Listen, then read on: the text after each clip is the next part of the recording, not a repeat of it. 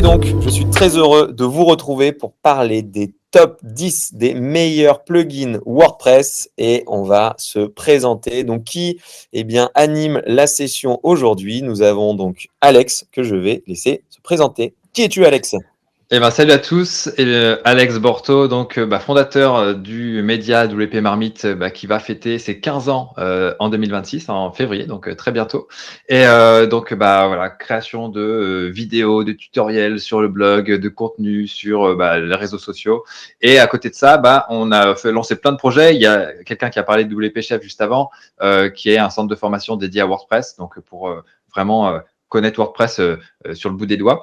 Et ça, c'est un projet duquel, je suis plus vraiment actif, je suis plus vraiment dans l'opérationnel, mais là, ma préoccupation du moment, c'est le WP Marmite Start, qui est une sorte de mini-agence, on va dire, où on va proposer des sites WordPress clés en main pour des sites d'entrée de gamme, des sites vitrines. Le but, c'est de devenir vraiment le spécialiste du site vitrine et en tirant parti de la technologie, donc de l'IA, etc., de l'automatisation, pour proposer des sites à des clients qui sont pas toujours, on va dire, choyés par les prestataires parce que quand on est prestataire, voilà, on ne cherche pas forcément à vendre du site à 1000 euros, mais on cherche plus à grimper en termes de gamme. Et donc, l'idée, c'est de s'occuper de ces clients-là, qui sont peut-être pas en plus forcément toujours les plus faciles, mais de s'occuper de ces clients-là grâce à la technologie et grâce à tout ça, quoi. Donc, WP Marmite Start, pour ceux que ça intéresse, on pourra, vous pouvez venir m'en parler si jamais vous voulez creuser à l'occasion.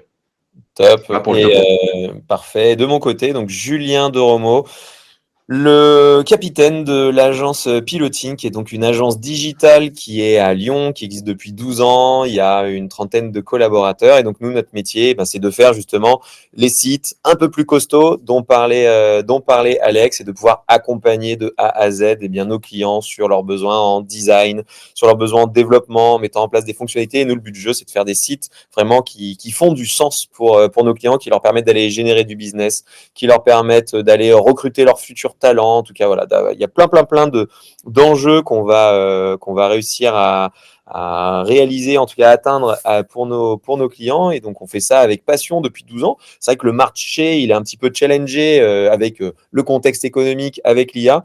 Donc, de ton côté, Alex, comme du côté de Pilotine, on déploie pas mal d'énergie en ce moment pour innover, pour s'améliorer, pour proposer encore plus de valeur, parfois pour le même prix, pour faire des choses plus rapidement qu'avant. Mais en tout cas, c'est de toujours proposer un maximum de valeur à nos clients. Et donc, du coup, il y en a dans le chat qui disaient que c'était des fans de la première heure de Alex Borto, de WP Marmite. Je vois Emmanuel, effectivement. Et quand j'ai commencé à me renseigner sur WordPress à la grande époque, effectivement, j'étais déjà tombé sur WP Marmite. Donc, grâce à toi, Alex, j'ai pu faire ma montée en compétence sur WordPress. Donc, encore un grand merci. Et du coup, voilà, je suis très heureux de t'accueillir aujourd'hui pour parler du top 10 des plugins WordPress qu'on recommande. Mais on va parler aussi d'autres sujets. On pourra parler un petit peu d'IA. On va pouvoir parler de comment structurer tout ça. Mais vas-y, je te laisse afficher le sommaire. Donc, au sommaire, on a une petite introduction. C'est quelle est la vraie stratégie à avoir sur ces plugins? Combien de plugins installer? C'est quoi les bonnes pratiques? On fera des petits retours d'expérience que Alex a pu voir avec ses clients, que j'ai pu voir avec les clients de Pilotine.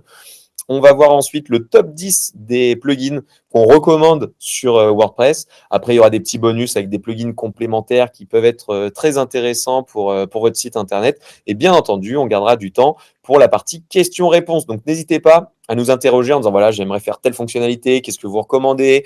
J'ai ça sur mon site, qu'est-ce que vous en pensez? N'hésitez pas. Comme ça, on pourra faire un petit moment de challenge et un petit audit. C'est gratuit si vous le souhaitez de votre stack technique, des plugins que vous utilisez sur votre site internet.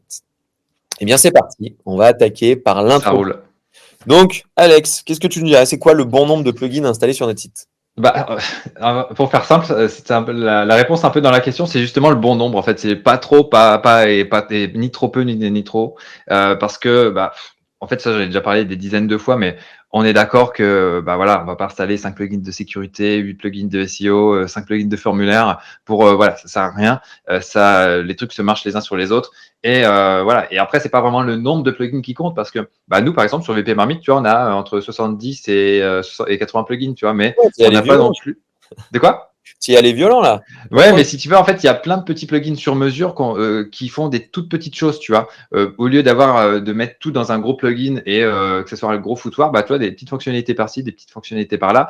Et en fait, vaut mieux avoir des petits plugins sur mesure développés comme ça qui vont t'ajouter juste ce que tu as besoin que de tout mettre dans ton function.php de ton thème, tu vois, et d'avoir après un gros bordel le jour où tu fais une migration. Bah, là, en fait, comme c'est sous forme de plugin, bah, les fonctionnalités restent là.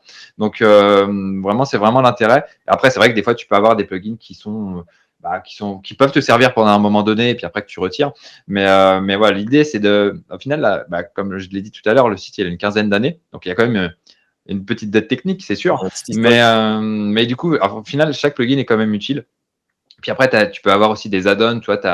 Tu peux avoir, nous, on bosse avec Elementor sur la marmite, mais voilà, tu as besoin d'un add-on précis. Donc, OK, il faut mettre ci, il faut mettre ça. Et donc, ça peut vite grimper, quoi. Donc, mais au final, le site reste rapide, ça fonctionne bien. Mais quand tu sais ce que tu fais, au final, ça va. Mais si tu y vas un petit peu à l'aveuglette et que tu sais pas trop ce que tu fais et que voilà, comme je disais avant, tu mets 5 lignes de sécurité pour faire la même chose, ça va pas le faire, quoi. Donc, Et c'est plus vraiment le bon nombre qui compte, quoi, plutôt que. comment tu arriverais à expliquer pourquoi des boîtes arrivent à mettre 5 plugins de sécurité, juste pour donner un peu de contexte à tout ça? Donc, chez Pilotine, on fait de la création de sites, on fait de la refonte de sites, mais on fait aussi de la reprise de sites existants. C'est-à-dire, on fait de la maintenance, on reprend des sites existants et on les fait évoluer, on les maintient. Et c'est vrai que quand on fait les audits, pas mal de sites, ils viennent avec 3 plugins de SEO, 2 plugins de sécurité, tout ça.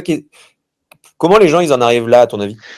Moi, de ce que j'ai pu constater, c'est qu'au final, au départ, pardon, tu commences avec un plugin de SEO. Mhm. Il y a un truc qui marche pas comme tu veux.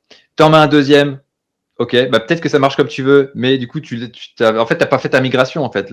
Et donc, en fait, après, il arrive une troisième problématique que les deux premiers ne résolvent pas. Tu te retrouves avec un troisième plugin et voilà. Au lieu de faire importer les données de machin dans le nouveau plugin, tu te retrouves avec 3 plugins de SEO pour se servir au final juste d'un aspect de la fonctionnalité. Donc après, j'imagine qu'il y a des gros effets de bord quand tu fais ce genre de choses. J'ai pas jamais creusé le truc, mais peut-être que vous avez Ah bah, des anecdotes à pareil. partager là-dessus. Dès qu'on fait des mises à jour, après, c'est l'enfer. Et puis, dès qu'il y a un truc qui marche pas, très Tu sais difficile pas à d'où ça vient, ouais. identifier la source. Et du coup, c'est pour ça que nous, quand on travaille sur ce genre de projet, effectivement, il y a un gros travail de nettoyage initial. Et comme tu le dis, la petite fonctionnalité qui manque peut-être sur le plugin de référencement naturel, c'est là où on va faire le petit développement sur mesure qui va bien. Et puis, hop, on n'en parle plus, terminé. Mais effectivement, c'est une très, très mauvaise pratique de cumuler plusieurs plugins pour une même utilité de manière générale, quoi. Puis là, ouais, Ok. on est dans un écosystème et donc après, tu peux aussi avoir des conflits avec des extensions qui ne sont pas forcément des extensions de la même catégorie, tu vois. Donc Mhm. ça peut vite partir en cacahuète, quoi. Donc il faut vraiment être super vigilant là-dessus, quoi. Ouais. Sur les plugins aussi, il y en a certains qui, au bout d'un moment, ne sont plus forcément mis à jour, des choses comme ça. Qu'est-ce que tu fais, toi, quand il y a un plugin qui est plus du tout mis à jour et qui commence à devenir obsolète? Tu l'isoles et tu le gardes quand même, mais tu le mets plus à jour ou c'est le bon moment de changer? Après, du coup, s'il n'y a plus de mise à jour, après, t'es un peu pieds-poings liés. Mais soit tu trouves une alternative, mais des fois, il n'y en a pas. Ouais. Par exemple, il y a une extension d'obfuscation qui est super cool. Mais le gars a lâché le truc. Donc après, tu pries un peu pour qu'il y ait quelqu'un qui la reprenne. Mais bon, après, voilà, ça a fonctionné, tu vois. Mais c'est juste que c'est plus surveillé, quoi. Donc c'est Très comme bien. beaucoup de choses dans le web, ça dépend, quoi. Donc, Mhm. des fois, tu trouves l'alternative, des fois, tu ne trouves pas parce que tu es dans le rush et que tu as d'autres choses à faire. Donc, et des fois, tu te rends même pas compte que le truc n'est plus mis à jour. C'est ça le truc. C'est qu'il Ouais. n'y a pas une petite alerte qui vient te dire bon, je lâche l'affaire sur ce truc. Et donc, bon, En à tout cas, savoir. c'est pour ça qu'il faut régulièrement quand même regarder l'état de ces plugins. Parce que plus on en met, si comme Alex, vous en avez 80 sur votre site, honnêtement, ça va être dur de faire de la veille, savoir ceux qui sont bons, pas Ouais, c'est bons, machin, ça. tout ça. Donc, moins vous en avez, plus c'est facile à monitorer tout ça. Et plus vous en Mhm. avez, plus il faut de l'expertise. Donc, n'hésitez pas, des fois, si vous avez des petits besoins, allez voir des fois un prestataire qui vous fasse un check-up global. Je sais que nous, par exemple, ça nous arrive de faire des audits de sites internet. Des fois, on fait même pas la reprise de maintenance, mais des petits check-up globaux, des fois, c'est pas mal parce que des fois, il y en a, ils perdent tout simplement leur site. Au bout d'un moment, si jamais il a beaucoup, beaucoup, beaucoup de vécu et pas assez de monitoring. Comme Ok, pour ta santé à toi, quoi, c'est bien d'aller faire une petite visite chez le médecin de temps en temps pour s'assurer que tout est fonctionnel et qu'il n'y a pas de pépin, quoi. exactement. Bon, on est pas mal. On va pouvoir passer aux recommandations de plugins. Alors, on va commencer par lequel? Ah, Un classique. Numéro un, Yoast, hein, alors, à la fois adoré par certains, décrié par d'autres. À chaque fois, Donc, est-ce que tu peux nous montrer un peu à quoi ça sert, ce plugin? ouais, ouais. Donc, Yoast SEO, le plugin le plus populaire, hein, pour mettre en place du SEO sur son site. Voilà, 10 millions d'installations actives. Vraiment, c'est un des premiers plugins de SEO pour WordPress qui est sorti. Donc, ils sont toujours dans la course. Il y a voilà, plus de 13 millions de sites au final, tu vois, sur la petite image sur la petite miniature. Donc, ça permet tout simplement de mettre à jour métatitres, métadescription, mettre en place le fil d'Ariane, le sitemap XML, et tout plein d'autres fonctionnalités pour le SEO. Tu as des recommandations. Bon, après, il ne faut pas toujours suivre avec, tu sais, les fameux feux rouges, feu rouge, feu vert et feu orange, qu'il faut voilà, prendre un petit peu avec des pincettes, parce que bon, c'est pas des trucs qui sont, c'est que des stats au final, tu vois. Donc, c'est pas vraiment une analyse sémantique de ton contenu. Donc, voilà, attention à ça. Mais moi, j'aime bien l'utiliser tout simplement parce que l'interface est super cool. Et en tout cas, pour des débutants, parce que j'essaye aussi de me mettre du point de vue du débutant. Quand tu commences avec le SEO, alors déjà, le SEO, déjà, c'est tout un monde à part entière.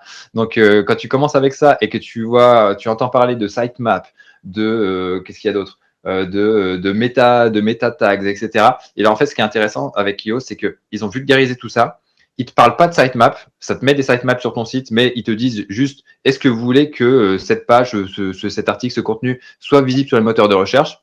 Et donc, par défaut, c'est oui. Si tu mets non, hop, ça le retire du sitemap. Mais toi, tu n'as jamais su qu'il y avait un sitemap qui existait. Donc, ça, c'est ça que je trouve vraiment intéressant avec Yoast, c'est qu'il y a vraiment des efforts qui sont faits pour vulgariser les choses et faire les choses sous le capot et simplifier les choses côté utilisateur. Ouais, ils ont embarqué pas mal d'intelligence artificielle aussi dernièrement. Donc maintenant, on peut utiliser l'outil pour générer des titres, des descriptions, générer pas mal de choses. Donc ils sont en plus pas mal à la page. Ils innovent beaucoup. Donc là, c'est une boîte qui est derrière Yoast, là, qui innove encore pas mal, qui maintient énormément l'outil. Donc ils sont en plein développement. Ouais, et puis il y a des mises à jour qui tombent assez régulièrement. Donc tous les 15 jours, il y a une mise à jour qui sort. Donc je pense que c'est dans leur process, toi, de pousser ça. Mais voilà, quand tu es installé sur voilà, plus de 10 millions de sites, bon, tu as quand même une responsabilité. Et alors, je vois Ouais, qu'il y a Nicolas qui pose une question et je m'y attendais, mais et pourquoi on ne recommande pas SEO Press? Pourquoi on ne recommande pas Rank Math? C'est quoi la différence avec tout cela? Est-ce que tu as un avis quand même sur cette histoire de plugin, le fait de dire, bah, enfin, je sais pas, toi, tu es passé sur Yoast, pourquoi des fois tu jongles pas entre Rank Math, un site sur deux, tu mets SEO Press, parce qu'il y en existe plein au final. Ouais, il y en a plein. Et au final, c'est un petit peu comme si tu veux ton FAI, quoi. Est-ce que c'est mieux d'aller chez Free que d'aller chez SFR, d'aller chez Intel? Au final, ils proposent quasiment tous la même chose. Alors, c'est vrai que tu as SEO Press, par exemple, qui a été cité, ou Rank Math, qui sont peut-être un petit peu plus techniques. Donc après, c'est par rapport à ta cible aussi. Je pense que quand ça parle de choses assez techniques, voilà, de sitemap, etc. Après, oui, si tu as la compétence pour gérer ça, c'est cool. Et si l'utilisateur final est pas trop, est capable de gérer, ok aussi. Mais voilà, faut juste, à mon avis, se projeter sur l'utilisateur final et est-ce que ça va être bien pour lui, est-ce que ça va être intéressant. Donc, de base, je propose Yoast, mais c'est vrai que moi, sur certains sites, j'ai aussi SEO Press. Il y a aussi SEO Key de l'ami Daniel Rock qui fonctionne aussi. Donc, après, ils ont aussi ils essayent tous de se tirer la bourre et on va répéter ça pour même les autres typologies de plugins. Mais en gros, après, c'est aussi une affinité perso. Il y a aussi ça qui joue. Carrément. Bah, c'est vrai qu'en préparant un petit peu, on en a parlé avec Alex. Et je pense qu'il y a une histoire de juste de chapelle. C'est-à-dire que nous, par exemple, chez Pilotine, on utilise Yoast principalement parce qu'il est effectivement simple à mettre en place. Ça va être simple de former les clients dessus. Ça va être simple à utiliser. D'autres plugins peuvent être potentiellement un petit peu plus techniques, mais le risque, c'est qu'ils soient du coup moins utilisés par les utilisateurs. Et donc, du coup, qu'au final, il y ait qu'on travaille moins le référencement naturel. Mais je pense ce qu'il faut garder en tête, c'est que une fois qu'on en a un, qu'on le maîtrise bien, alors ça peut être bien de le challenger régulièrement, mais vaut mieux éviter de faire la girouette sur ce genre de sujet. Parce qu'imaginez, vous avez un site internet et le lundi, vous mettez Yoast, le mardi, vous mettez Rank Math et le mercredi, vous mettez SEO Press. À la fin, votre référencement, ça sera une catastrophe et il y aura d'énormes risques à tout changer, tout ça. Donc, je pense que là, il vaut mieux choisir en fait l'outil que va vous préconiser le prestataire parce qu'il le maîtrise. Par exemple, nous, sur les 600 sites qu'on a créés, on a mis peut-être 550 fois Yoast. Donc forcément, on le maîtrisera 550 fois plus que les quelques-uns qu'on a pu mettre parce que le client, par exemple, lui avait une bonne connaissance de Rank Math ou une bonne connaissance de SEO Press. Il nous a dit non, non, mais moi, mes équipes sont déjà formées, donc je préfère avoir ça. Donc je pense qu'il y a vraiment une histoire de maîtrise de l'outil, de formation. Donc, si vous connaissez déjà super bien l'outil, que vous êtes à l'aise dessus, vaut mieux prendre celui-là. Sinon, bah voilà, vaut mieux prendre celui qui est recommandé par l'agence, qui sera en capacité après de vous accompagner. Mais sinon, il y aura toujours un qui sera plus moderne, plus sympa sur tel truc ou tel machin. Et au bout d'un moment, c'est qu'il faut maîtriser l'outil. C'est ça qui va être le plus important, quoi. Ouais, puis on va pas passer sa journée à faire à comparer des solutions. Il faut aussi qu'on avance sur les projets. Donc, au bout d'un moment, tu pars sur quelque chose et puis voilà, tu es habitué avec, tu fonces là-dessus et tant que Ouais. ça correspond à tes besoins, c'est parfait, quoi. C'est un peu comme vos emails, hein. Si vous faites le lundi Gmail et le mercredi Outlook, au bout d'un moment, ça va être compliqué de gérer vos mails. C'est ça. Ok.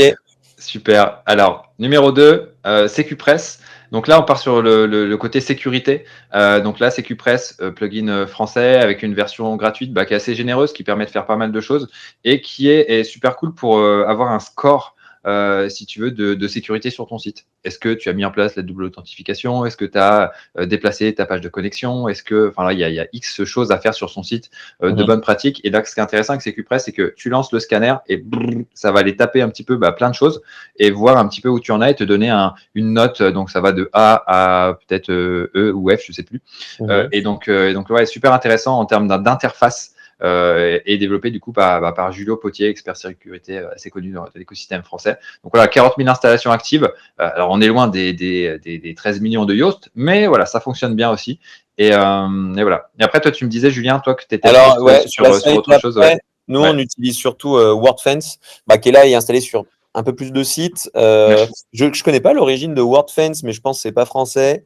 Non, non. C'est Defiant Inc. C'est où ça? C'est où? J'en sais rien.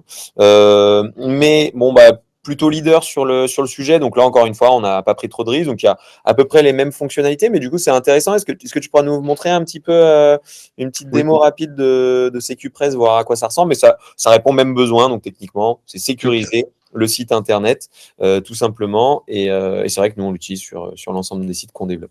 Donc là encore, c'est Ouais. une histoire d'habitude et de maîtrise de l'outil. On le maîtrise super bien, donc autant utiliser celui-là, quoi.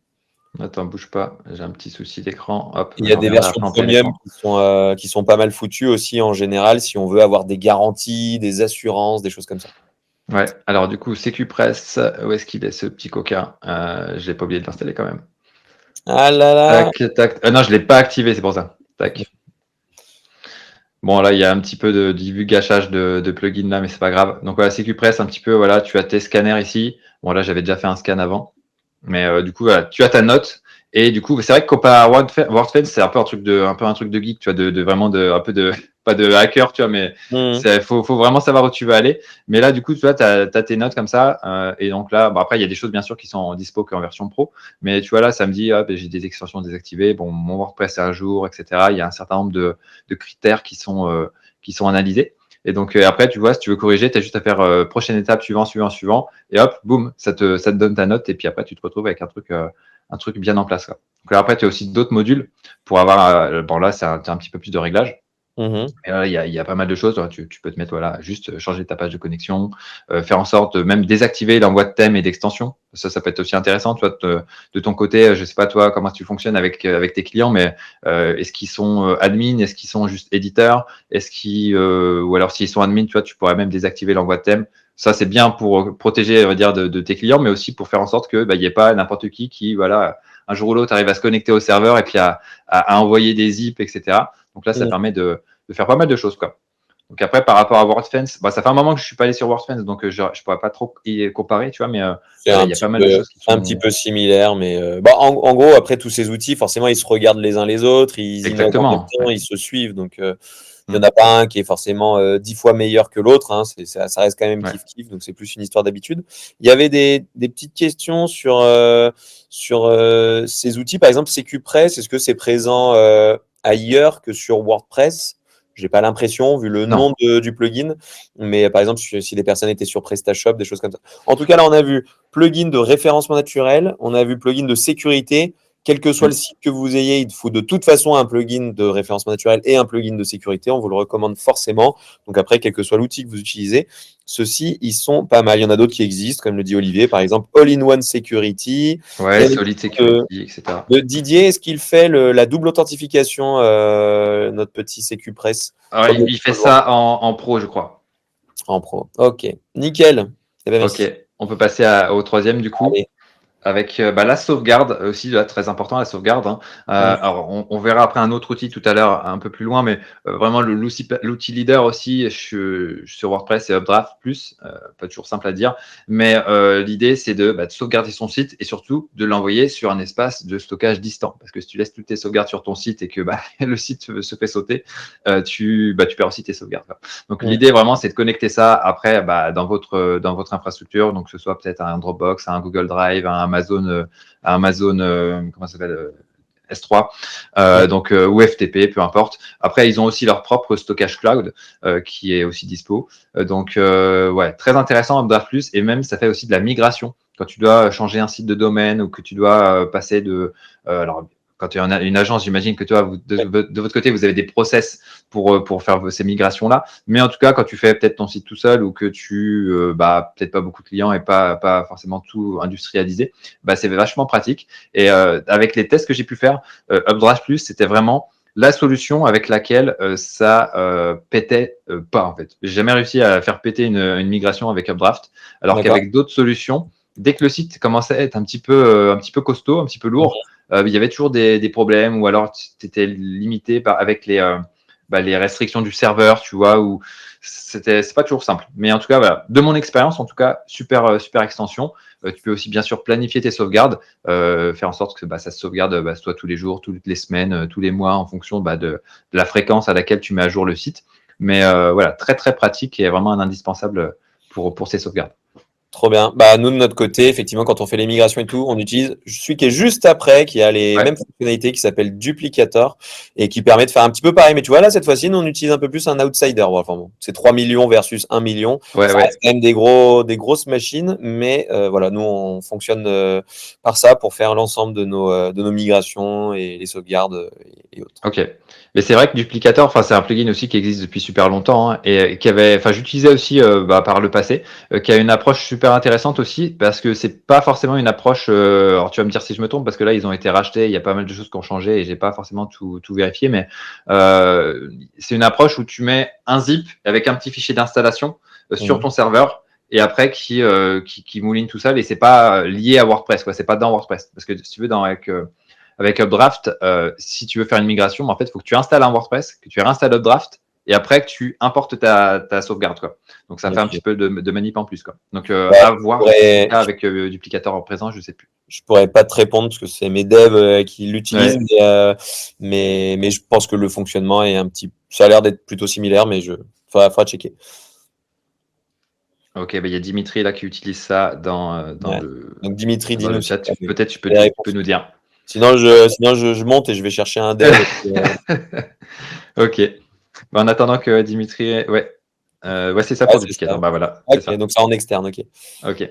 Après, on peut passer du coup au plugin de formulaire. Alors nous, de notre côté, on est plus Gravity Forms, donc là, qui a une extension uniquement premium. Il n'y a pas de version gratuite, mais extension historique, on va dire, dans les formulaires, on va dire un petit peu avancés, parce que l'autre poids lourd, c'est Contact Form 7, mais qui est un petit peu plus rustre pour essayer de pas trop être méchant, mais voilà. Grosse extension qui fonctionne très bien, avec pas mal d'extensions complémentaires pour se connecter à divers autres, avec diverses intégrations. On peut faire du paiement avec Stripe, on peut se connecter sur des outils de mailing comme ActiveCampaign, comme Kit, comme Brevo. Je crois qu'ils ont une intégration Brevo. Donc voilà, on peut faire vraiment pas mal de choses. Donc du formulaire de contact, du devis, de la réservation, du formulaire de paiement, du formulaire de newsletter.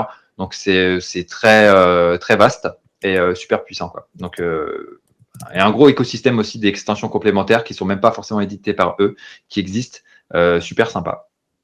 Ouais. Et nous, du coup, pour le coup, on utilise celui qui est juste après, qui s'appelle Formidable Forms, ou si je fais américaine, ça fait Formidable Forms. Et là, un peu plus challenger, tu vois. Pareil, là, on a 300 000 installations. Alors, il est Pourquoi on l'a choisi? Parce qu'en fait, on les avait tous utilisés enfin, sur tous nos anciens sites. Effectivement, à chaque fois, pour le coup, les formulaires, c'était toujours un peu à l'envie du dev. Il y en a qui mettaient ci, d'autres qui mettaient ça. Ça bougeait Ouais. pas mal.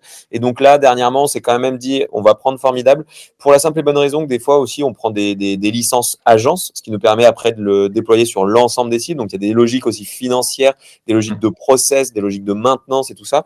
Donc là, on a statué sur Formidable qui nous permet de faire des formulaires très, très, très avancés. Quand tu as plusieurs étapes, machin, des trucs de ouf qui s'intègrent après avec les API, ça va tout envoyer. Bon, comme tu disais, Brevo, HubSpot, SAP, Cegid, machin, dès qu'il y a un ERP derrière, on va pouvoir envoyer toutes les données de tout ça. Et du coup, qui était vraiment extrêmement complet. Je ne sais pas s'il est plus technique que Gravity, mais en tout cas, il répond bien à nos besoins et il nous permet d'être déployé sur des sites très costauds, quoi. Ouais. Non, en vrai, je pense que les fonctionnalités sont un peu les mêmes. Après, au niveau de l'écosystème derrière, je sais pas trop, je connais moins. Il y a Dimitri aussi qui parle de Forminator dans le chat. Forminator, c'est une extension qui, si je dis pas de bêtises, est développée par les VPMU Dev. Donc en gros, pareil, ils ont un peu leur écosystème, c'est qu'il y a une extension dans chaque verticale. Mais du coup, d'après ce que j'ai testé, alors ça fait un petit moment, mais j'avais fait un direct là-dessus sur la chaîne YouTube de la Marmite, mais Forminator, c'était l'extension qui était la plus généreuse en gratuit. Donc, il en donne le plus possible, le plus. Donc après, est-ce que c'est forcément la bonne? Est-ce que à voir? Mais après, voilà, c'est aussi une question de chapelle et d'habitude, comme on le disait tout à Ouais. l'heure. Tiens, dans les questions-réponses vers la fin, on pourra parler budget un petit peu. Budget moyen sur les sites pour tous ces plugins, ça peut être intéressant. Mais c'est vrai que la majorité des plugins que tu as montrés, souvent, nous, on bascule sur la version payante parce qu'elle permet d'avoir quand même Bah, c'est ça, de ouais. fonctionnalités, quoi. Mhm. Ok. Ok, super. Alors ensuite, on peut passer à Blog Visibility. Alors ça, c'était une extension qui était en freemium avant et du coup, en fait, ils l'ont passé en gratuite, tout simplement parce que le dev s'est fait embaucher par Automatic, la boîte de Matt Mullenweg, le cofondateur de WordPress. Et donc ça, c'est super intéressant parce que ça, quand tu travailles avec Gutenberg, ça te permet de masquer des blocs, mais pas juste les masquer ou les afficher en mode on-off, mais plutôt d'avoir après comment dire, plein de critères. Est-ce que c'est un critère de date, un critère de taille d'écran, un critère de rôle utilisateur, de connecté, non connecté, même de paramètres dans l'URL, tu peux afficher ou masquer certaines choses. Donc, très, très puissant. Et donc, pour la personnalisation des sites, c'est super intéressant. Donc, moi, je l'utilise vraiment régulièrement et c'est vraiment top, quoi. Carrément. Nous, de notre côté, sur ce sujet-là, on le met pas parce qu'on a fait un petit développement personnalisé, un petit développement spécifique pour Mhm. justement rajouter cette fonctionnalité, ce qui nous évite de rajouter des plugins pour une Ouais. petite fonctionnalité comme ça. Mais c'est vrai que si vous n'avez pas de compétences techniques pour le faire, bah, le mettre un plugin qui fait que ça, c'est là où tu disais, bon, on prend un peu moins de risques parce qu'il ne fait que ça. C'est juste, Mhm. faut qu'il continue à être maintenu et tout ça, parce que sinon après, si un jour Ouais, c'est ouais. moins maintenu, vous faites une mise à jour, c'est là où vos blocs redeviennent visibles. Donc, il faudra juste bien être vigilant à ça, quoi. Ouais, Ouais. mais en tout cas, super quand vous faites des opérations commerciales, par exemple, là, on a eu le Black Friday en fin d'année 2025. Ok, bah, ça se termine telle date, hop, et comme ça permet de couper, masquer des appels à l'action, ou enfin, ça peut être vraiment, vraiment top, quoi. Ouais, avec Donc, la date de début et la date de fin, ça c'est malin. Ouais. ouais. Donc après, il y a aussi une problématique avec les problèmes, les plugins de cache. Mais bon, voilà. Après, dans tous les cas, ça, au bout d'un moment, dès que le cycle se retourne, ça. Donc il y aura peut-être un petit décalage, ça sera peut-être pas forcément instantané, mais Si le Black Friday s'arrête à midi et que tu l'as jusqu'au midi de la semaine d'après, c'est un peu dommage. non, mais après, le cache, il se vide tous les 2-3 heures, donc a priori, ça devrait le faire. Ok. Allez, enchaînons là parce que le temps passe vite. VP Umbrella, tout à l'heure, on parlait de sauvegarde, mais il y a aussi de la gestion de site quand quand on est prestataire et qu'on commence à gérer un certain nombre de sites. Pouvoir tout gérer, toutes ces mises à jour dans un espace centralisé, très très pratique, quoi. Donc surtout qu'ils sont assez dynamiques, ils sortent vraiment pas mal de fonctionnalités pour aller un petit peu plus loin que cette histoire de sauvegarde, enfin de mise à jour. Il y a les sauvegardes, du coup, j'ai parlé un peu vite, mais il y a pas mal de choses aussi. Il y a tout ce qui est monitoring. Est-ce que le site est en ligne? Est-ce qu'il y a le serveur qui vous lâche un peu ou qui a eu une petite pause de 5 minutes? Ça, vous pouvez le voir. Ça envoie aussi des rapports à vos clients sur tout ce qui a été mis en place, toutes les mises à jour qui ont été faites, sur peut-être les interventions techniques que vous avez faites dessus. Donc, vous pouvez tout stocker là-dedans. Et comme ça, tous les mois, hop, ils reçoivent un rapport, donc soit en début de mois, soit en fin de mois, peu importe. Et donc, ils sont toujours en train de développer de nouvelles fonctionnalités pour aller voir, par exemple, après une mise à jour, est-ce que telle page a été modifiée. Est-ce que, par exemple, la page est pétée, quoi. Donc là, ça permet d'être super réactif et de surveiller vraiment ses sites clients et vraiment de les chouchouter, quoi. Donc, ça Ouais. devient vraiment un indispensable, quoi. Ben, nous, effectivement, donc on est passé sur WP Umbrella il y a enfin, ça fait pas si longtemps que ça, mais on a tout basculé sur WP Umbrella. On a à peu près 300 sites en gestion, donc effectivement, de tout avoir à un seul endroit, ça facilite énormément le travail. Pour l'instant, on en a basculé 150 sur WP Umbrella, il y en a 150 qui sont encore gérés différemment, donc on va avoir tout intérêt à tout basculer au même endroit. Et l'intérêt, effectivement, c'est qu'avant, on devait avoir un truc de monitoring, hop, au moins on l'a sucré. On passait avant, je sais plus comment il s'appelait, le gros concurrent de WP Umbrella, là, les Américains, mais qui mettaient plus Manage trop, WP? ouais, Manage WP, mais ils mettaient pas plus trop à jour leur outil. Ça devenait de plus en plus compliqué et puis devenait un petit peu obsolète. Donc de basculer chez un Français en plus, bah, c'est beaucoup plus sympa, surtout qu'ils sont lyonnais, avec Ok, super. Aurelio. On fait coucou à Aurelio s'il nous regarde en replay. Et donc, du coup, ça fait gagner énormément de temps et on a cumulé. Donc, on a fait des économies aussi en supprimant des outils complémentaires. Donc, pour tout à l'heure, on parlait de Donc, nous, Duplicator, on l'utilise surtout pour l'immigration. Mais sinon, c'est WP Umbrella pour tout ce qui est sauvegarde, tout ce qui est maintenance, tout ce qui est édition de rapport et monitoring et tout ça, quoi. Mhm. Et attends, j'avais une fonctionnalité en tête qui propose aussi, elle m'a échappé, mais c'est pas grave, ça me reviendra un petit peu après. Mais ouais, en tout cas, très pratique et ouais, ils innovent vraiment là-dessus. Très, très, très, très bon, quoi. Bah, Ok. nous, ce qui est bien Ouais. aussi, c'est qu'on stocke, il y a un système de commentaires, machin, ce qui nous permet de connaître les typologies, les spécificités de chaque projet. Parce que quand on Mhm. gère après 300 sites, voilà, il suffit qu'il y ait un Se dev remettre qui met dedans, un quoi. jour, mais machin, ouais, ça va être l'enfer. Donc, on met vraiment les caractéristiques du site, on se met les petites notes en mode attention, celui-là, par exemple, la partie e-commerce, faut être un peu plus vigilant. Lui, il y a ci, lui, il y a ça. On met toutes les spécificités, comme ça, on garde une vraie historique de tout ça. Donc, c'est vrai que c'est encore plus utile quand on gère plusieurs sites. Ok. Super. Et en tout cas, ouais, oui, c'est ça que je voulais dire. C'est qu'ils se sont connectés ils ont une intégration avec PatchStack. Donc, pour tout ce qui est faille de sécurité, en fait, ça peut remonter assez vite. Et donc, s'il y a un plugin qui a une faille, bah, tu es au courant assez rapidement et bah, tu te fais pas surprendre, quoi. Tu sais qu'il y a une mise à jour ou même si la mise à jour n'est pas encore sortie, tu peux être en alerte, en tout cas, sur le site en question, quoi. Carrément. Ils sont très forts. Voilà, du coup, bah, on reste sur des Français, du coup, WP Rocket, donc bah, pour optimiser les performances, donc 5 millions d'installations actives, donc C'est plugin costaud, de ça. cache, ouais, Mm. qui bah, permet d'accélérer le chargement des pages. Bon, est-ce qu'il y a besoin de vraiment beaucoup en dire, mais voilà, en tout cas, ça permet de booster vraiment son site et d'avoir des Core Web Vitals en vert assez rapidement, quoi. Ouais, alors c'est vrai alors là, il y a Nicolas qui nous dit WP Rocket, si tu fais mal la configuration, c'est un enfer. Et effectivement, C'est technique. il y a le risque de juste cliquer sur tous les boutons. En fait, c'est ce qui est bien fait, c'est qu'ils te mettent tout plein de boutons en disant, tu peux faire ça, tu peux faire ça. Donc toi, tu te dis, bah, pour accélérer, je vais juste cliquer sur tous les boutons. Et c'est là où bah, ça peut être très compliqué. Donc Ouais. faut avoir quand même un petit peu de compétences techniques. Mais s'il y a 5,2 millions d'installations, c'est que c'est quand même accessible à beaucoup, beaucoup de gens. Mais en tout cas, c'est vraiment un incontournable. Dans les incontournables depuis tout à l'heure, il y a vraiment celui de référencement, celui de sécurité, celui d'accélération de chargement. Les autres sont plus optionnels, mais nous aident énormément. Mais c'est vrai que WP Rocket, pour accélérer le temps de chargement, sont vraiment top. Mais il faut tester, quoi. Il faut tester la bête. C'est ça. Et après, ça dépend de ta config, etc. Enfin, ce que tu as mis en place sur ton site. Mm. Si tu as beaucoup de JS, etc., faut faire gaffe, quoi. Et puis, Ouais, ça dépend aussi quel plugin tu as mis en place aussi. Donc, attention à tout ça, quoi. donc faut connaître. Ouais. Après, il y a User Switching. Donc là, c'est plus un petit plugin, on va dire utilitaire quand tu es prestataire, ce qui te permet de changer pour te connecter en tant qu'un autre utilisateur.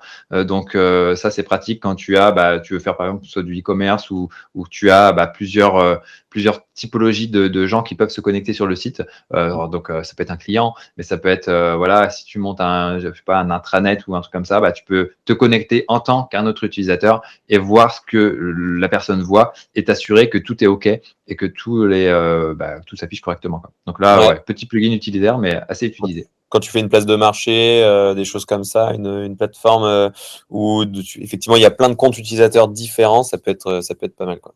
Voilà, donc voilà, on va vite passer dessus. Après, un autre plugin aussi assez pratique, Admin Columns. Donc ça, c'est super intéressant parce que quand on est dans WordPress, on a bien sûr nos pages nos pages qui listent nos pages, qui listent nos articles, qui listent nos utilisateurs, qui peut lister nos commandes si on est sur un WooCommerce, peu importe. Et du coup, ce qui est un peu embêtant, c'est que c'est un peu figé, quoi. On peut choisir d'afficher ou de masquer certaines colonnes, mais on n'a pas forcément toujours ce qu'on veut. Et donc ça, c'est une extension qui est super pratique parce qu'elle permet de faire remonter, par exemple, notre image à la une. Ça peut même faire remonter des champs personnalisés. On peut aussi éditer ça directement sur la page. Donc il y a une fonctionnalité d'édition, ils appellent ça de inline editing, d'édition en ligne, quoi, directement, quoi, d'édition directe. Donc il y a aussi tout un tas de filtres pour faire remonter différents contenus en fonction de plein de critères. Donc, très, très pratique à partir du moment où on commence à avoir pas mal de contenu sur un site, quoi. Oui, donc ça s'adresse vraiment aux très gros sites. Nous, je sais que c'est souvent quand on nous a demandé de faire des marketplaces, quand on a eu des gros e-commerce et qu'on avait justement plein de comptes utilisateurs différents qui doivent se connecter, qu'on l'a mis en place. Et souvent, quand on a la demande de personnes qui veulent importer en masse des choses, qui veulent faire pas mal de choses là-dessus. Donc, on passe pas mal par Admin Colon Pro, nous, qui permet aussi de faire tout ça pour faire gagner énormément de temps à nos clients sur la partie gestion, justement, en masse de contenu de ce type-là. Donc, il est vraiment pas mal. Donc, la version gratuite permet vraiment de bien gérer toutes ces colonnes. Et sur la version payante, si je dis pas de bêtises, hein, on peut aussi faire pas mal d'import-export en CSV, quoi. Et puis, t'as surtout les intégrations pour Yoast, WooCommerce, et il y a encore d'autres plugins, on va dire, comme ACF aussi, intégration ACF, Ouais. pour voilà, faire remonter des données facilement, et pouvoir visualiser, éditer, filtrer. Voilà, très, très, très pratique, quoi. Mhm. Ok, super. Alors, Et dixième dernier. extension, Extendify. Donc là, c'est une extension. Alors, de base, ça, c'est un truc qui est proposé pour les hébergeurs, pour les aider à faire en sorte à faire en sorte de proposer de la création de sites pour WordPress un peu accéléré. Mais du coup, il y a aussi une petite extension qui permet d'insérer ce qu'on appelle des compositions, mais en anglais, on appelle ça des patterns. Donc, en gros, c'est des groupes de blocs préconçus, donc des sections, si on veut. Donc des sections d'appel à l'action, des sections pour présenter l'équipe, des sections, voilà, des pieds de page, des FAQ, plein de choses. Et donc là, il y a plein de choses qui sont préconçues. Et ce qui est super intéressant dans Extendify, c'est que tu peux définir la niche ou le secteur d'activité. Et en gros, ça va te créer des sections avec du contenu adapté à ta niche ou ton Ouais. secteur d'activité. Donc très, Si tu très dis que c'est fort. dans le yoga, par exemple, et ben, tu auras des sections pour les yogistes. C'est ça, donc grosso modo, c'est plus ou moins la même chose, mais ça fait gagner du temps. Ça fait gagner du temps. Il y a juste à modifier un peu le contenu pour que ça colle Ouais. au site que vous voulez faire. Mais en plus, voilà, ça les sort même en français, hein, donc c'est super cool. Il y a Mmh. juste après à remplacer les images et adapter un petit peu les textes, et donc ça fait gagner un temps fou, quoi. Ils génèrent les images avec de l'IA ou pas? Je crois que Ouais. c'est à partir de leur serveur, et donc tu vois, ils doivent avoir une espèce de catalogue sur leur serveur, et hop, ils vont remettre ça, ils réinjectent ça directement Ok. sur le site, quoi. Bon, sur les images avec de l'IA, en général, c'est quand même assez visible et un petit peu cracra. Donc, c'est vrai que souvent, il vaut mieux mettre des vraies images de vos produits ou des personnes qui bossent chez vous. C'est quand même beaucoup plus pertinent que de tout faire avec l'IA. Oui, c'est ça. D'ailleurs, Après, voilà, ça peut dépanner, mais il faut faire gaffe, quoi. c'est ça. Bah, ça permet de juste d'avoir une indication en disant, ah oui, je peux mettre une image qui parle de ça à tel endroit, mais après, il faut mettre une vraie Si image. après, si tu retrouves les mêmes personnages sur tous les sites, enfin, on a tous vu ça, Ouais. le mec qui est comme ça, là, en train bon, il faut aussi réfléchir un petit peu à l'image qu'on communique avec, justement, avec ces images. Ok. Du coup, avant qu'on parle, parce qu'on a en bonus, on a prévu plein d'autres plugins, mais on n'avait pas Ouais. prévu de parler de ACF. Mm. Et du coup, tu en as parlé tout à l'heure. Et c'est vrai que pour le coup, nous, sur l'ensemble des sites qu'on fait, il n'y en a pas un seul qui n'a pas ACF. Ok. Donc, c'est Advanced Custom Field, parce qu'on fait du développement sur mesure un petit peu plus avancé. On essaye de mieux Mhm. maîtriser le code, de donner la possibilité à nos clients de gérer l'intégralité de leur contenu et d'avoir plein de types de contenus différents. Donc, on utilise ACF pour ça, qui permet de faire des champs avancés dans le back-office et on fait en sorte qu'après, ce soit facile à administrer. Et du coup, il y avait une question de Dimitri. Alors, je ne sais pas si tu utilises beaucoup, toi, ACF. Pas tellement, mais c'est vrai que moi, j'étais plus en mode code personnalisé. Donc Ouais. après, il n'y a pas non plus besoin d'ajouter une tonne de choses. Mais quand je veux ajouter un type de contenu personnalisé. Voilà, je génère le code et après, pareil, si pour les champs. Après, j'ai pas 50 non plus types de contenu et Mm. 50 champs, donc ça reste jouable comme ça. Mais c'est vrai qu'à partir du moment où tu commences à en avoir un certain nombre, bah, c'est peut-être mieux de passer sur ACF parce que moi, tu as l'interface graphique qui te permet de gérer tout ça et si tu as besoin de faire une mise à jour, ça peut être assez rapide. Ouais, bah, pour le coup, nous, on a beaucoup de sites où il y a vraiment énormément de contenu avec des typologies différentes. Pour Mm. faciliter l'administration, on a besoin de tout ça. Et là, la question, c'est de Dimitri, c'était est-ce qu'on est plutôt team ACF ou SCF, qui est le duplicate de ACF quand il y a eu la petite embrouille au Ouais. niveau de WordPress. Donc, quel est ton avis sur la question? Moi, bah, je veux dire, je reste plus fidèle à ACF quand même, plutôt que d'aller retourner sur le Secure Custom Field. C'est vraiment un plugin de troll c'est pas très malin, je trouve, d'avoir fait ça. Mais bon, après, c'est open source, donc on fait un peu ce qu'on veut. Mais Mm. voilà. Donc voilà, au final SCF, ils ont même mis la version pro, je crois, hein, les filous. Donc, Ouais. bon, voilà, à vous de voir en fonction de vos projets, quoi. Mhm. Et donc, du coup, ACF est utilisé quand même sur beaucoup de sites, surtout ceux qui sont les sites un peu costauds sur mesure. Et Mm. SCF, voilà, ça a été une Un forfait, ouais. duplication du premier et qui a été customisé parce qu'ils n'étaient pas contents. Donc, personnellement, de notre côté, on n'a pas du tout basculé sur SCF, qui a moins de potentiel quand même d'évolution sur le Ouais, long terme. est-ce qu'ils vont vraiment suivre le truc sur le long terme? Effectivement, c'est Bon, c'est c'était moins plus pour sûr. faire le petit truc de guéguerre. Ouais, Et sinon, nous, on passe aussi beaucoup par ACF Extended, qui est une ok. version beaucoup plus poussée, qui a été développée et qui fonctionne bien là par notre ancien CTO chez Pilotine. Et en fait, il avait monté quand il était chez Pilotine. Et après, il a tellement kiffé son projet il s'est lancé à son compte pour gérer ACF Extended, qui permet Ok, d'aller beaucoup plus loin sur des champs beaucoup plus poussés. Et sur la partie administration, c'est vraiment chouette quand on est sur des gros sites pour des grandes ok. marques. Bah pour le coup, je connais pas, je vais aller jeter un œil. Ouais, ACF Extended, ça a été fait par Konrad Chmielewski, qui était notre ancien CTO. Ok, et ben merci pour la dédicace. Ouais, je vais aller creuser ça. Ok. Allez, on avait tout un tas de bonus du coup, Alex. Ouais, c'est ça. Donc on va essayer de passer vite hein, parce que Vas-y, le temps passe et il faut aussi qu'on garde du temps pour les questions-réponses. Mais voilà, on s'en fait un sur deux ou tu veux que je les fasse tous? Comment tu veux faire le truc? allez, vas-y, un sur deux, c'est parti, on essaye. Ok, allez, Burst Statistics, du coup, bah, ça, c'est un plugin de gestion des stats, donc bah, sans avoir à se connecter à Google Analytics, là, avec toutes ces questions de RGPD, etc. Donc là, au moins, on a ces stats qui sont embarqués sur notre site et bah, il n'y a pas trop à se casser la tête. Pour des petits sites, c'est bien. Après, c'est effectivement, si on a des logiques de suivi de conversion, de choses avancées, bon, ça peut aussi faire ces choses-là, mais bon, après, avoir un outil, on va dire, un peu plus métier, c'est peut-être mieux, mais voilà, pour des petits sites, ça fait le boulot, quoi. Super. Alors du coup, Cookies, qui est un outil, enfin qui est un plugin de gestion la partie des cookies, donc un plugin plutôt RGPD. Donc ça, c'est celui que tu utilises toi, Alex. Nous, on est plutôt sur compliance parce que pareil, on a la version pro qu'on met à disposition de tous nos clients. Donc il y a une stratégie de financière, d'agence, de maîtrise des process. Mais je pense que Cookies, compliance, ils sont très bien. Donc là aussi, ne mettez pas 150 outils de gestion des cookies. Ouais. C'est le principal. Ouais, ils se valent les uns les autres. Mais après, c'est vrai que sur la marmite, moi, je suis plus tarte au citron, mais c'était un peu le truc historique Ouais, que j'utilise. Mais Cookies, c'est plus celui que je conseille parce qu'il est un peu plus simple à gérer, quoi. Tu as ouais. un scan des cookies qui se fait, alors que tarte au citron, c'est un peu plus manuel, quoi. Donc, ok. Bah, du coup, numéro 3, Modern Image Formats. Donc, la compression des images et conversion WebP, plugin gratuit, plugin communautaire, donc créé par WordPress.org, qui bah, permet de compresser des images. Alors, il y a aucune option, c'est juste on active et après, bah, tout se fait en arrière-plan, mais ça fait le boulot et bah, c'est quand même suivi, entretenu. Et du coup, Imagify est proposé avec WP Rocket aussi, c'est la même société Ouais, derrière. c'est ça, c'est la même maison mère, ouais. Yes. Du coup, de mon côté, donc Imagify, donc nous on utilise beaucoup Imagify chez Pilotine avec la version premium qu'on met à disposition des clients aussi pour une bonne Mhm. compression des images. La Percy WebP, c'est exactement la même chose. WebP, puis même Avif, non? Le nouveau format, Ça fait je crois plein de qu'ils trucs. ils ont intégré ça aussi, je crois, Ouais, Imagify. ouais.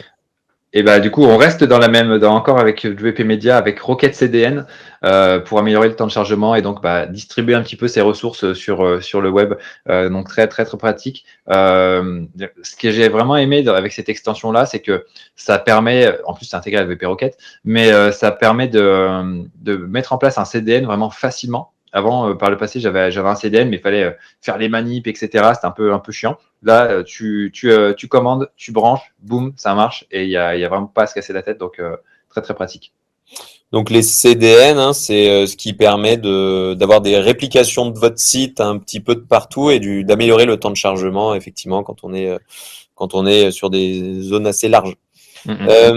Du coup, après, alors il y a Olivier qui parlait de Imagify là sur la compression des images en disant mais pourquoi installer des plugins de compression alors qu'on pourrait charger déjà les photos compressées nickel chrome? C'est une excellente question, Olivier. Mais combien il y a d'Olivier dans le monde? Je pense qu'il n'y en a pas beaucoup parce que la majorité ils en ont rien à cirer. T'as beau leur avoir dit une Ils fois. envoient des images de 4 MO. Voilà. Donc si on pouvait avoir plus de Olivier qui compressent déjà leurs images en amont, bien entendu. Mais quand tu as, je sais pas 20 utilisateurs sur un site, bah, les 20, ils vont Ouais, pas c'est pas forcément possible. s'appliquer à faire tout ça, même si c'est une très bonne idée, Olivier. Et ça t'économise un plugin, effectivement. Ensuite, on passe à la partie traduction. Donc, toi, Alex, tu recommandes plutôt Polylang et moi, Wiglot. Ouais, alors on va peut-être échanger. Ouais, moi je bosse pas mal avec Polylang, effectivement, très pratique. Et puis ça permet d'avoir de tout gérer sur son WordPress, en fait, de pas forcément avoir quelque chose sur une plateforme externe. Après, voilà, il y a des avantages et inconvénients, mais pour des petits sites, ça fait le boulot. Ça marche bien. Tout est enregistré dans ta base de données. Une fois que c'est traduit et t'as pas forcément d'abonnement à payer. Mais peut-être que tu peux nous parler de plus de Wiglot, qui Ouais, a aussi des avantages, quoi. ouais, carrément. Donc Wiglot, il y a une version gratuite, enfin d'essai. Ça permet de tester. En fait, ce qui est vachement bien avec Wiglot, c'est que ça traduit tout de suite. C'est-à-dire, on clique sur un bouton et pouf, on a le site en Hmm. anglais, pouf, on a le site en espagnol, pouf, en italien. Donc pour ceux qui veulent tester rapidement pour voir ce que ça donne, tester un nouveau marché, tout ça, c'est vachement bien. À titre d'exemple, on a travaillé pour des clients qui sont à l'international. Et alors, on recommande fortement Polylang aussi, mais pour deux sujets différents. Donc, Wiglot, pour nous, c'est pour faire du test and learn, pour dire, ah tiens, je teste l'Andmine, boum, on l'a en direct. Pour les gens qui ont aussi peu de compétences sur la partie traduction ou peu de temps disponible pour faire les traductions, parce que ça peut coûter très vite cher. Et pour des gens qui ont des sites qui évoluent très très rapidement, où il y a beaucoup de gens qui l'utilisent, ils créent régulièrement du contenu. Là où Polylang, honnêtement, si on est sur un site de 10 pages, bah, une fois que la traduction elle est faite, on n'en parle plus. Alors que Wiglot, vu qu'on est sur un abonnement mensuel, ça se rentabilise vraiment si jamais on a régulièrement des nouveaux contenus à faire ou si on a vraiment un gros volume qui va changer très régulièrement. Donc Wiglot pour moi c'est pour les flemmards et Polylang, enfin pour les flemmards ou pour ceux qui ont voilà nouveau marché tout ça. Et Polylang il est bien pour des petits sites où on va pas changer 150 fois de stratégie à l'international et surtout quand on a des grosses spécificités par pays. Imaginons sur un pays on n'a pas du tout les mêmes produits, on n'a pas du tout les mêmes explications. Bah là Polylang c'est bien parce qu'on maîtrise bien la traduction. Par contre si c'est vraiment le même site qui est décliné sur 4 pays différents, la Wiglot est génialissime. Par contre, un qu'on ne recommande absolument pas, c'est WPML. Et là, on préfère Polylang parce que ça a été l'enfer. Et du coup, à titre d'exemple, on a des clients qui ont payé des fois plus de 40 000 euros sur la partie traduction entre le coût du Ok. traducteur, faire les copier-coller de traduction, en chier avec WPML. Avec Polylang, ça va passer de 40 000 à 30 000. Et avec Wiglot, eh ben, c'est 200 euros par mois. Donc forcément, c'est beaucoup plus intéressant pour certains. Ok. Ouais, donc en fonction du projet, faut bien faire Exactement. son étude, quoi. Si Ok. vous avez un projet international, venez me voir et j'ai plein de retours d'expérience à vous faire. Ça vous évitera de perdre du temps. Oui. Ok.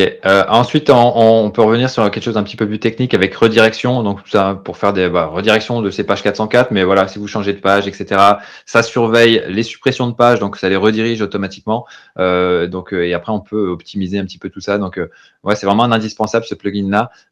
Limite, ça devrait être intégré dans WordPress, je pense. Mais Bah ouais, voilà. je sais pas pourquoi il n'est pas de base ou dans Yoast, Trop mais technique, je pense, mais ouais. Après, Yoast aussi permet de faire des redirections. Pas mal de plugins SEO, SEO Press aussi, je sais qu'ils font des redirections, mais je préfère centraliser, on va dire, mes redirections dans un seul outil plutôt que d'avoir des redirections qui sont faites dans 50 trucs. Donc là, ouais, c'est vrai que je gère. Alors, il y a redirection et redirection, mais il y a aussi tout ce qui est raccourcisseur de liens, si tu veux, notamment nous pour des liens affiliés, mais ça, c'est un cas vraiment particulier où on utilise une extension qui s'appelle Pretty Links, mais ça marcherait aussi avec redirection. Ça ok. c'est cool aussi. Bah, je sais qu'on le mettait souvent, mais là je vois, on a fait la refonte du site de Piloting il n'y a pas longtemps et je crois qu'on le gère avec Yoast au final, les redirections. Ok. Cool. Après, voilà, je crois que c'est dans Yoast Premium, si je dis pas de bêtises, les Ouais. redirections. Mais voilà, après, ça fonctionne aussi. Ouais. Ok. Top.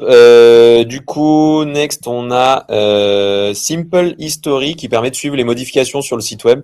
Et là, tu vois, j'étais sur le back-office, on l'a aussi. Donc, effectivement, ça permet de voir ce qui s'est passé sur des pages quand il y a eu soit des petits pépins, soit pour juste Le avoir un fameux j'ai rien fait. Mais j'ai rien fait, ça marche plus. Et là, du coup, ça te permet de vérifier Je si, crois que de si base, effectivement il y a quelque chose qui a été fait ou ouais. pas. À la sortie du site, souvent on le met, après on le dégage, parce qu'en vrai, il est un peu moins utile. Et par contre, si on a un client qui revient régulièrement en disant, ça, c'est bizarre, c'est cassé, c'est là où on peut Ouais. le remettre, quoi. Ah ouais. Donc, ouais, très très pratique. Après, Yoast Duplicate Post, bah là, petite extension pareil utilitaire pour dupliquer des contenus. Si on veut dupliquer une page, un article, peu importe, un produit, bah, ça duplique ça. Pareil, ça, c'est une fonctionnalité qui, à mon avis, devrait être native également. Mais bon, ça ne l'est pas. Et donc, en attendant, bah, il y a Yoast Duplicate Post qui fait bien le boulot. Donc, ça, en fait, pourquoi il y a Yoast? Tout simplement parce que c'est cette petite extension gratuite s'est fait racheter. Enfin, donc, ils ont racheté pour pouvoir être intégré comment dire, par la possédé maintenant par la boîte de Yoast. Mhm. Mais du coup, là, ça fait très bien le boulot et très, très pratique. Carrément, bah, d'ailleurs, pas plus tard que la semaine dernière, ils ont fait un gros benchmark, les devs, sur tous les trucs de duplication, parce qu'il faut faire attention, en fait, quand vous dupliquez. Du coup, la recommandation technique ultime pour que ce soit tout propre, c'est de créer la page, c'est de pas la dupliquer. Ça, c'est la recommandation numéro une, un peu comme Olivier, c'est d'optimiser son image de base. Mm, Par contre, si vous voulez gagner du temps, parce qu'effectivement, on va peut-être gagner beaucoup de temps en dupliquant ces contenus, et ben suite à leur audit au dev, eh ben, c'est Yoast Duplicate Post qui fait des trucs les moins cracra. Parce qu'en fait, quand vous dupliquez, ça va le chercher dans les méta, les taxonomies, machin, ça duplique en fait mm, plein de trucs qui vont surcharger un petit peu trop votre page ou la base de données ou tout ça. Et du coup, le plus propre qu'ils aient trouvé, c'est Yoast Duplicate Post. Tous les autres font des trucs plutôt crades et viennent alourdir les sites et créer des problématiques que vous aurez par la suite. Donc, si vous voulez faire nickel, vous créez votre page et vous la faites toute belle. Si vous voulez utiliser les duplications, il vaut mieux passer par Yoast Duplicate Post. Et et le aussi, il faut. dernier, ouais, Attends, vas-y. juste un dernier mot sur l'extension Yoast Duplicate Post, c'est que ce qui est aussi intéressant quand on crée du contenu, et c'est qu'on a une fonctionnalité qui nous permet de retravailler une page existante sans qu'elle soit mise à jour sur le site tout de suite. Donc en Mhm. fait, tu veux refaire ta page d'accueil, eh ben, tu as une fonctionnalité qui s'appelle draft, je ne sais plus comment. Mais du coup, ça te permet de créer un nouveau brouillon. Et une fois que tu la publies, ça va remplacer le contenu dans ta page qui est en ligne en fait. Donc ça, très très pratique aussi Ok, pour donc là, cette fonctionnalité-là. pour prendre un petit peu d'avance sur des pages ou avoir des sas de validation entre-temps. Ouais. Ok. Ouais. Même nous, tu sais, dans les articles, quand on les met à jour, bah, c'est assez pratique parce que tu vas pas forcément pondre toute ta mise à jour de contenu le même jour quand il y a plein de choses à, Mhm. à- à vérifier. Donc, ça te permet même de collaborer dessus. Et puis, hop, dès que c'est bon, bam, ça remet le contenu dans le contenu d'origine. Ok. OK. Et le dernier, du coup, maintenance mode for WordPress. Donc, ça, c'est pour faire des petites pages de maintenance quand vous, le Ouais, site c'est est ça. pendant 1 heure, 2 heures, 14 jours, 1000 jours. Attention, ouais, les fameux sites, pareil, qui sont prêts, tu as dû voir ça de ton côté, qui sont prêts à être lancés. Et puis, ah bah attends, on n'est pas prêt. Puis, on attend 3 mois. On a perdu tout le référencement entre-temps. Du coup, on se dit, Voilà, c'est allez, ça. on peut mettre Yoast à la poubelle. Terminé. Donc ça, voilà, c'est pratique. En fait, là, ça nous permet de créer une page et de créer une page avec des blocs dans WordPress et de l'afficher sur le site. Alors, soit en mode maintenance ou soit en mode coming soon, donc lancement à venir, quoi. Donc Ouais, ça, alors moi, si je dis pas de bêtises, nous on en a rarement besoin, et donc on le met pas. Par contre, enfin on le désactive. Par contre, on va le mettre que le jour où on a vraiment besoin, mais sinon c'est le genre de truc, enfin, sur du long terme, s'il n'y a pas de maintenance à faire, ça sert à rien de le garder, quoi. Non, mais après, c'est vraiment pour les. Ouais, mais par contre, Au pour un final, dossier quand tu lances court un terme, site, tu peux très bien mettre une page d'accueil sur laquelle carrément. tu mets rien du tout, et puis Après, ça ça fait, ça économise fait le du boulot, temps. quoi. Ça Mm, économise mm. du temps de ouf.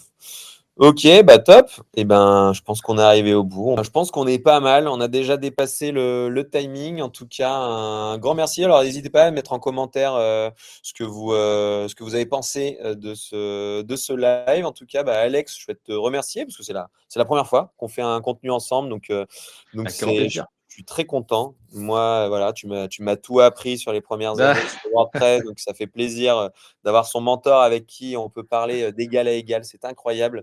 En tout cas, c'était super sympa. Un grand merci pour les recommandations, pour tous les échanges, la réponse aux différents commentaires. J'espère que toi aussi, tu vas passer un bon moment. C'était cool. Super moment, c'était cool. C'est vrai que on a essayé de montrer un petit peu aussi l'interface. J'aurais aimé y montrer un petit peu plus pour différents plugins, mais après, on est pris par le temps, sinon on serait resté ensemble 3 heures et Ouais. c'est pas évident de pouvoir tout montrer, tout expliquer, quoi. Exact. Bon, Parce que encore super un moment en tout cas. grand merci. Bon, en tout cas, si vous souhaitez des démos sur la chaîne YouTube de Alex et de WP Marmite, je pense qu'il y a plein de démos de plein de plugins.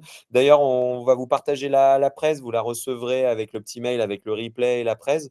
Dedans, Alex t'a mis des liens et souvent, il y a des liens vers WP Marmite où je pense que tu racontes plein de choses. Tu mets des vidéos de démos. Il y a plein de contenu enrichi.